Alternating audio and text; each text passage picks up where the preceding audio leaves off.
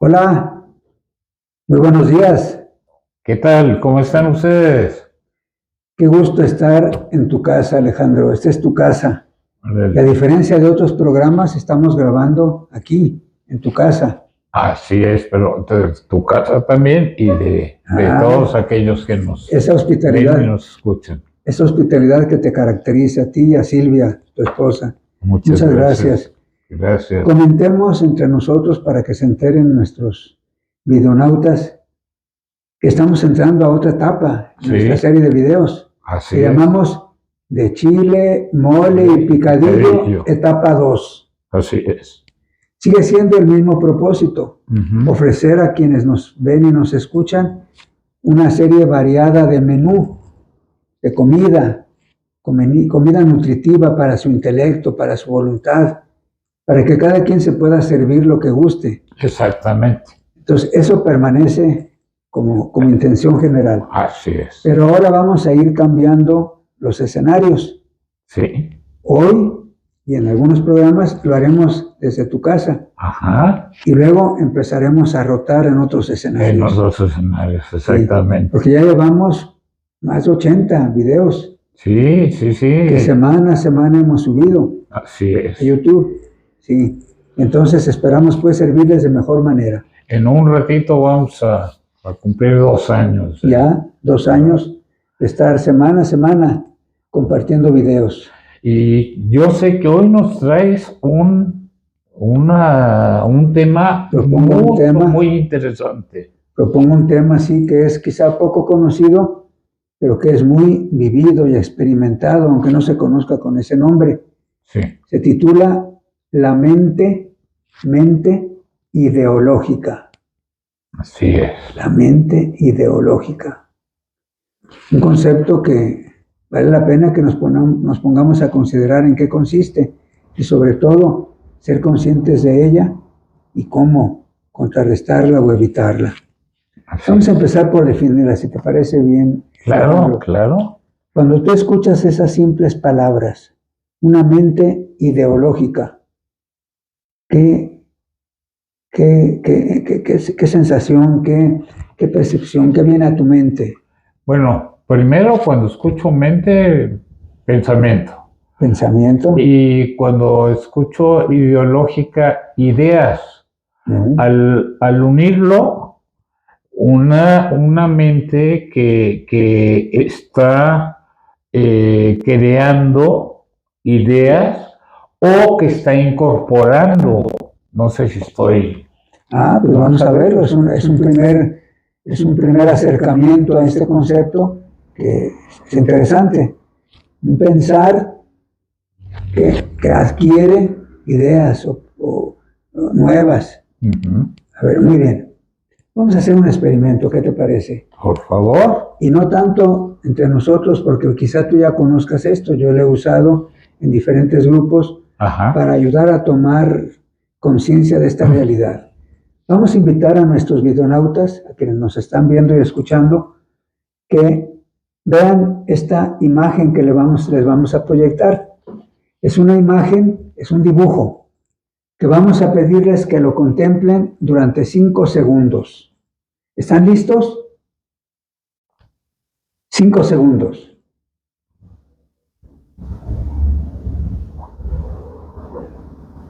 Listo, muy bien. Ese dibujo, tú ya lo conoces, te lo voy a presentar. Sí. Alejandro. Es el mismo dibujo que ellos vieron, ahora te lo presento a ti. Sí. Si tú fijas tu atención en este dibujo, ¿qué notas? ¿Qué es eso? ¿Qué representa? Pues yo veo una dama de perfil, una dama me parece elegante. Una mujer elegante, ¿como de cuántos años?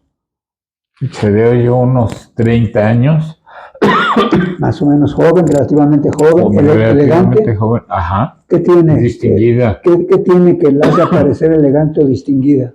Porte. Se ve con porte. Se ve, sí.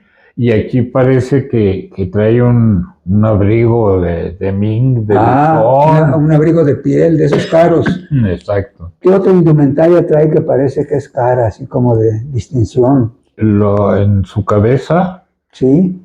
Bueno, esto parece una pluma. Una pluma, un adorno. Un adorno, sí. Ajá.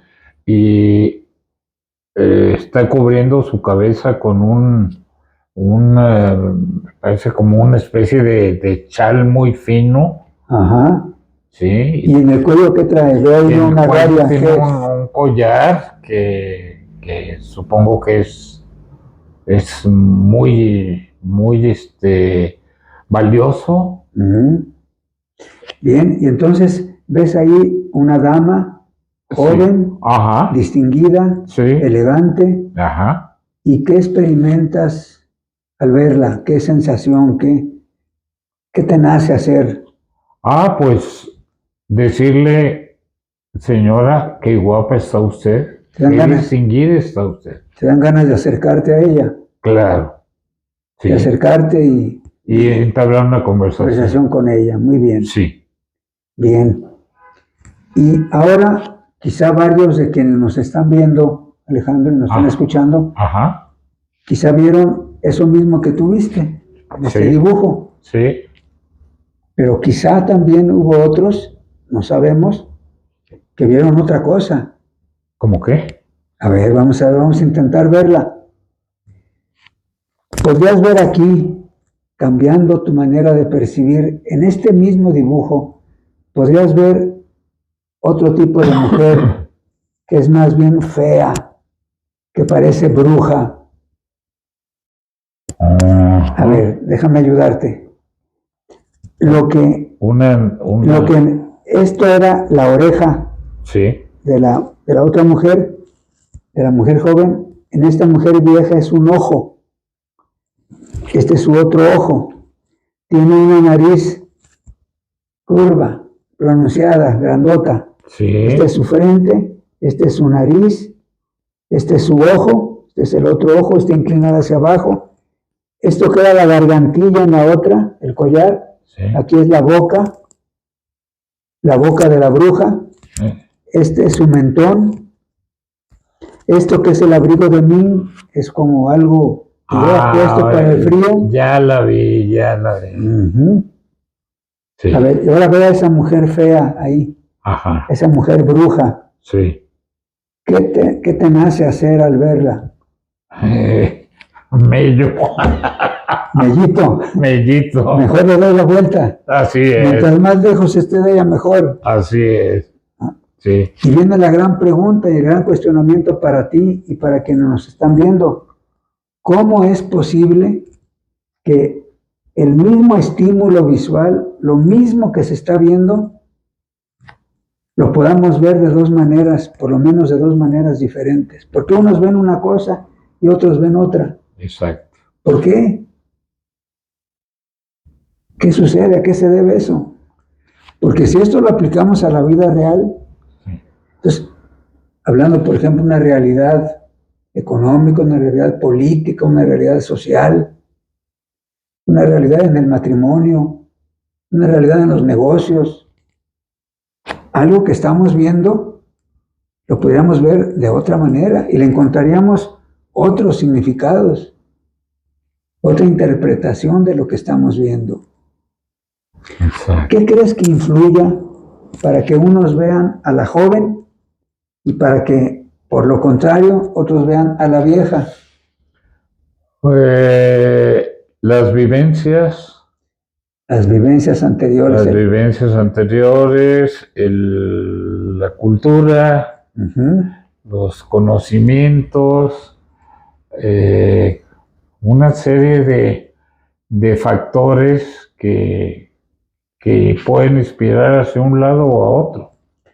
Y quizá, muy bien, me parece, coincido contigo, y quizá algo que es muy importante de lo que estás viviendo en ese momento.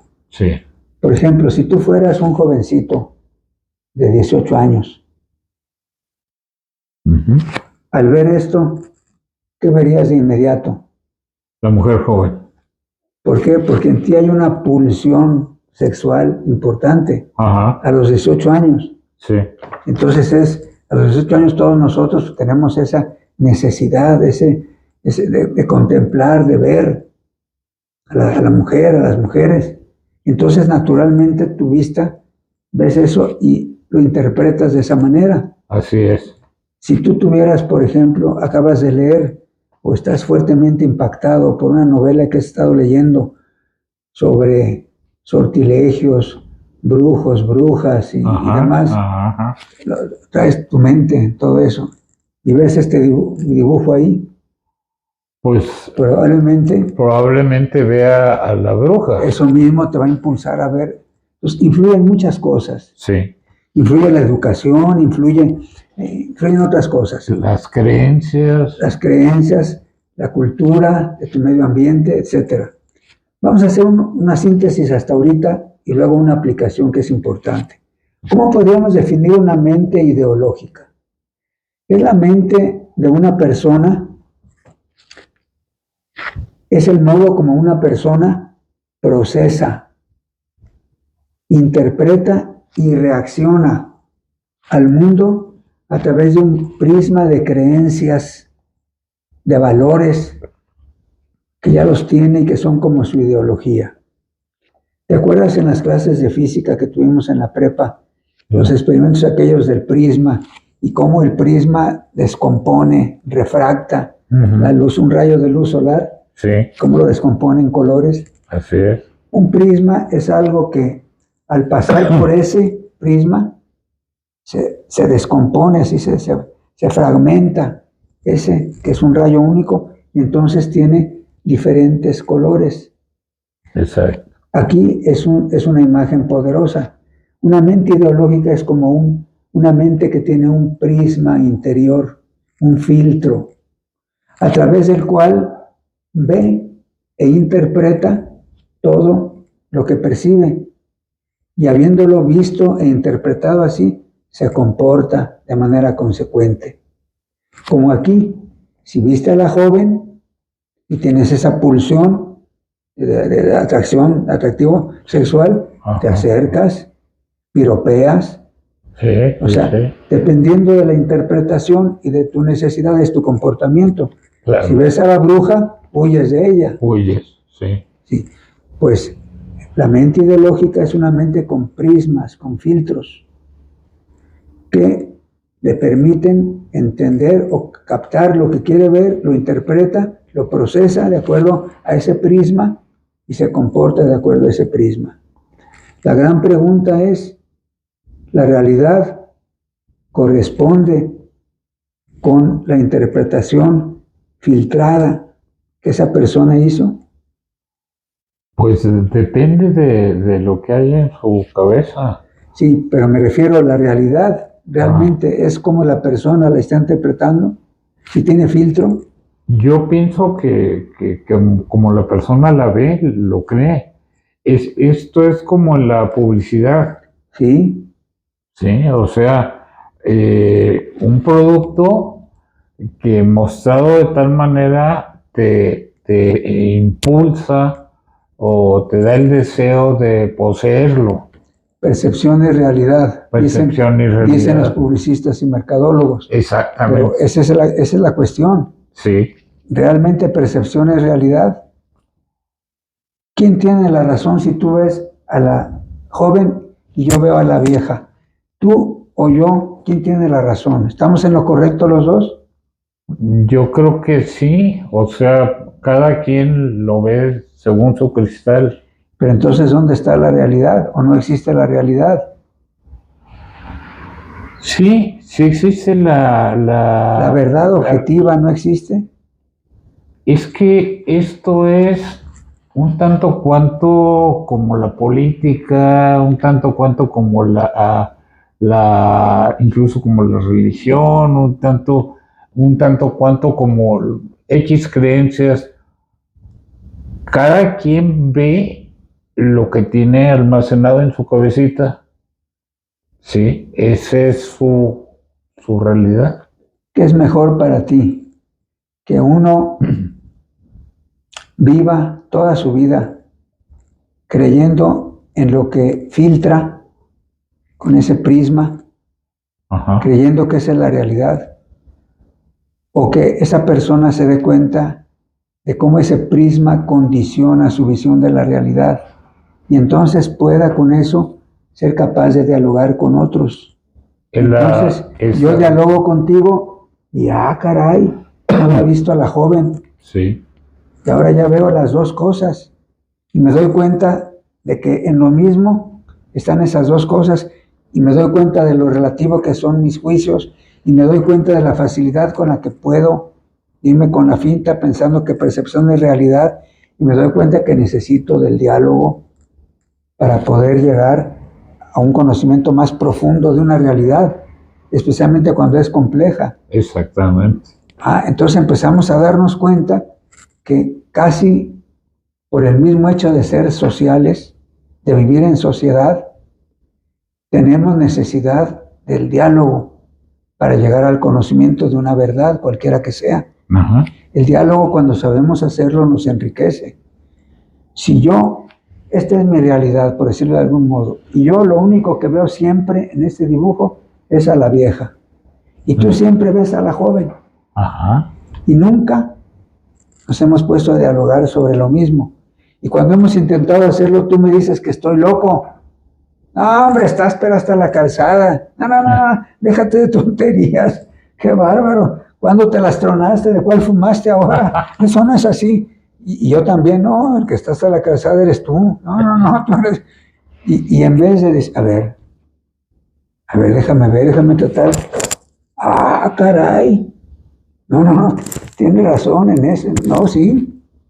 Entonces se enriquece primero la conciencia de nuestro prisma, de nuestro filtro, de nuestros filtros, y entonces también aumenta nuestra capacidad de tener una percepción más fina, no solo de ese dibujo, sino de la realidad de nuestro entorno. Sí. Por ejemplo, ¿qué pasa si tú eres budista y yo soy católico? Sí.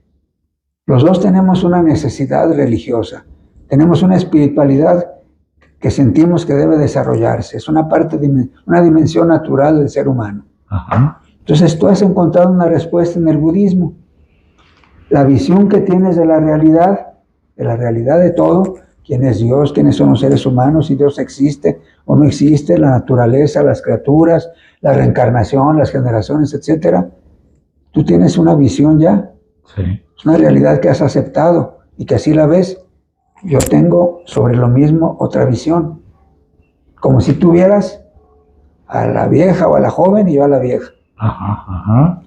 Cuando nos ponemos a dialogar, pero conscientes de los filtros que podemos tener y de cómo mediante el diálogo podemos enriquecer nuestros filtros y enriquecer nuestra percepción de la realidad y nuestra interpretación de ella, y por lo tanto nuestra respuesta a esa realidad, enriquecernos, madurar, crecer espiritualmente, entonces del diálogo, pero un diálogo verdadero, no un diálogo donde estoy esperando que hables para refutarte. No te escucho, sino que es para refutarte, y tú al revés. Un diálogo que aporte. Así, un diálogo donde de veras nos escuchamos. Exacto. Y nos tomamos en serio y decir, caray, eso no lo había visto así. A ver, déjame considerarlo. Y donde se deje en libertad a la persona para que libremente decida qué aceptar o qué no aceptar a partir de un diálogo. Que haya respeto para esa decisión personal. Sí. ¿Tú crees que con eso nuestro mundo cambiaría? Pues mejoraría muchísimo. Muchísimo. Mejoraría muchísimo. En las familias. Diálogo entre padres e hijos.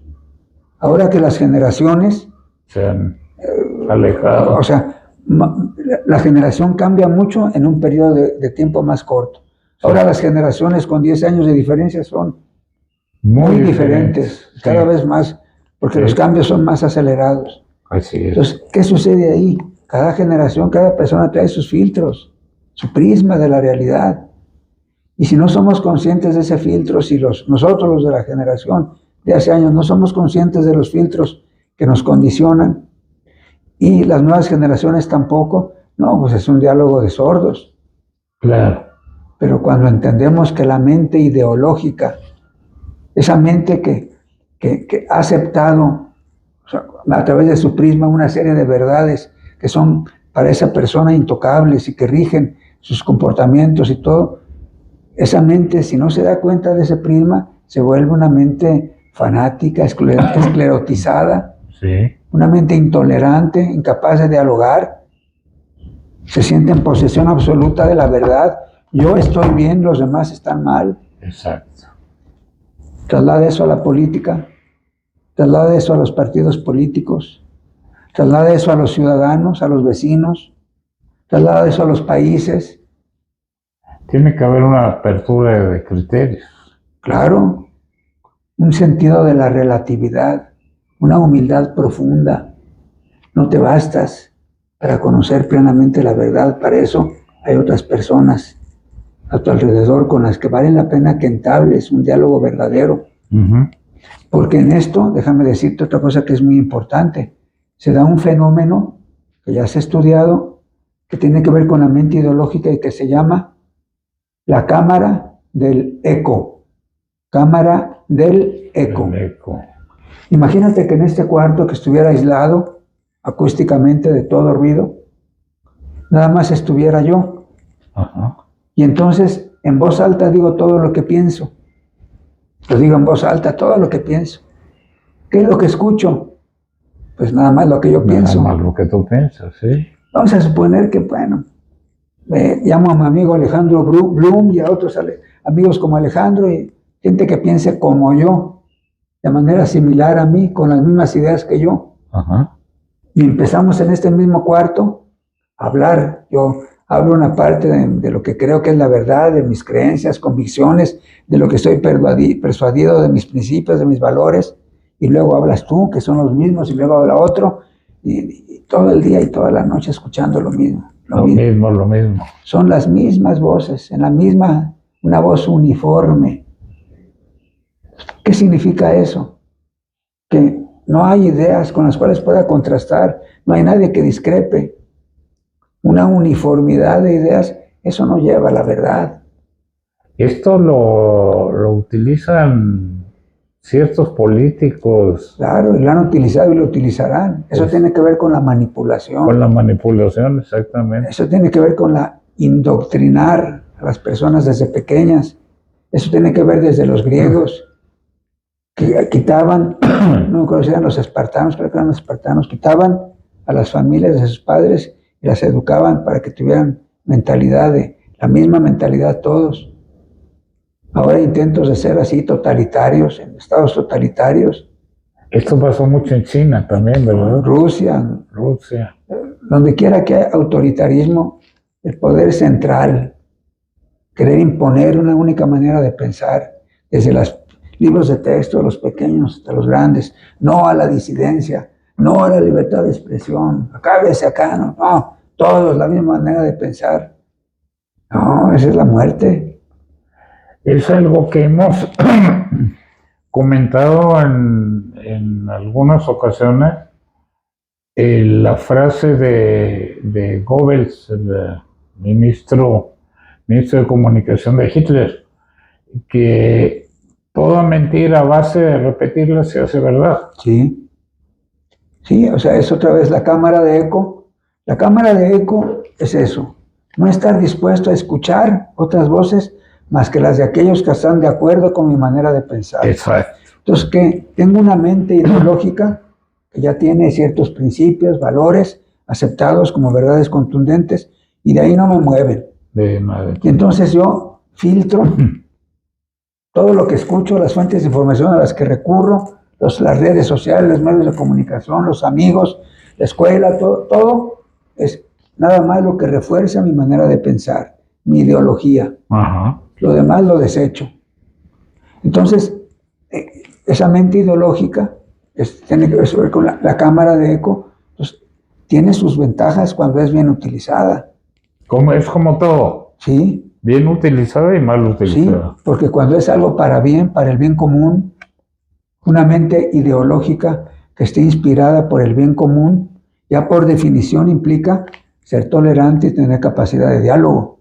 Exacto. Para poder junto con otros, sin que piensen necesariamente lo mismo que yo, determinar qué es lo que nos conviene hacer para bien de todos. Entonces, una mente ideológica, pero inspirada en el bien común o centrada en el bien común, eso sí conviene.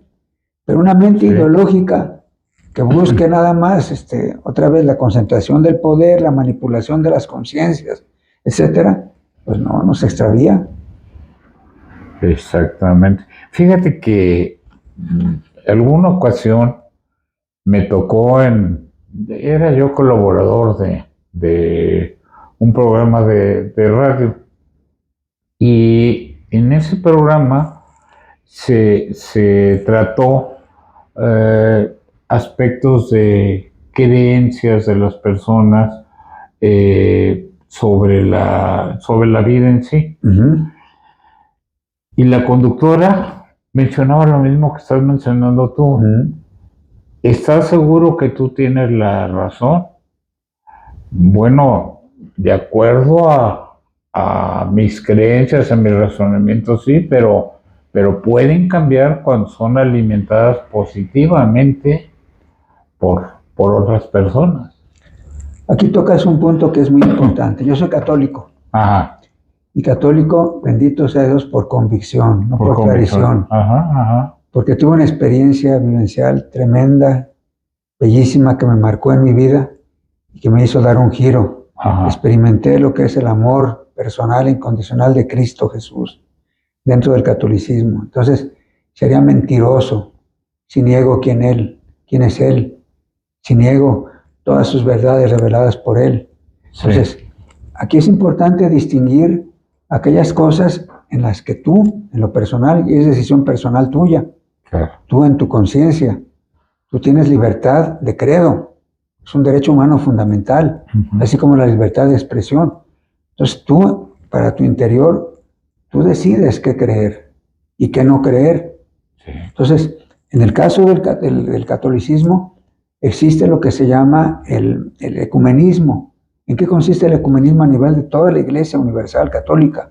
Es la disposición a dialogar, católicos, con personas de otras confesiones, de otras religiones. Uh-huh. ¿Qué se necesita para dialogar? Estar dispuesto a escuchar, estar dispuesto a compartir sin pretender imponer lo que tú crees. Exacto. Respetando la libertad de credo de cada quien. Ese punto es esencial, libertad. Sí, libertad. Pero no puedes, eso no significa tampoco que porque voy a dialogar, voy a renunciar a una creencia que para mí es fundamental, en lo que yo creo y que nada ni nadie me hará cambiar. Eso no significa ser rígido, significa que libremente llegué a una conclusión y en esa conclusión sí me mantengo inflexible. Fíjate que yo llevaba, pues vamos a decir, amistad a cierto punto con una persona. Yo también soy católico. Él profesa otra religión, que yo respetaba sus creencias, pero él constantemente insistía en que él tenía la razón y que yo me cambiara a su religión. Llegó un momento en que era tal la presión, yo le dije, ¿sabes qué, fulano? Un regalo que Dios nos dio muy grande es la libertad de elección. Y tú no estás respetando mi libertad porque tú dices tener la razón. Uh-huh. Pues no, siguió. Se acabó la amistad. Bien, para que haya diálogo, diálogo implica otro u otros. Exacto. No puedes dialogar tú contigo mismo, bueno, sí, con tu yo interior. Ajá. Pero implica un otro. Y se necesita disposición adecuada de ambas partes. Sí. Si no es un diálogo de sordos, sí, y que termina más bien en un rompimiento. Así es. Sí. Ahora, es de lo más difícil. De eso estamos necesitando muchísimo en el mundo entero hoy. No lo tenemos, porque es difícil. Se necesita una serie de cualidades, virtudes humanas no muy fáciles de adquirir.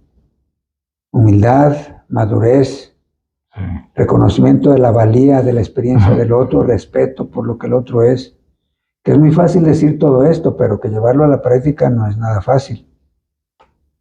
Así es. Pues este es el tema de hoy, esperamos que... Muy interesante, ¿eh? Esperamos que junto con el experimento que hicimos al principio, en más de alguien, de alguno de nuestros videonautas, les haya hecho reflexionar, les ayude a tomar conciencia de sí mismos y a mejorar en su capacidad de diálogo, porque el diálogo es muy importante. Pues con esto terminamos. ¿Les podemos hacer algunas recomendaciones? Sí, síganos por favor en nuestros programas. Sí, que nos sigan. Estamos estamos en una nueva etapa, sí, donde estamos invitándolos a que ustedes aporten, indicándonos qué temas les gustaría que tratáramos. Sí, que nos den likes. Que nos den que likes. Se suscriban. Todo eso ahí mismo en la plataforma de YouTube. Así es. Ajá. Y que cada vez que podamos aportar a la superación del ser humano. Sí, sí, si el día de mañana en este o en otros videos les gustaría que les compartiéramos por escrito o algún material que les ayude en relación a los temas que vamos tratando, díganoslo. Los podemos hacer llegar por la misma plataforma de YouTube, algún archivo en Word, en un video, etc. Lo importante para nosotros es ese vínculo con ustedes, con cada uno de ustedes, para bien de ustedes y bien nuestro. Así es. Muy bien, pues nos despedimos. Pues, muchas gracias, que estén muy bien y que Dios los bendiga. Les mandamos un gran abrazo, hasta pronto.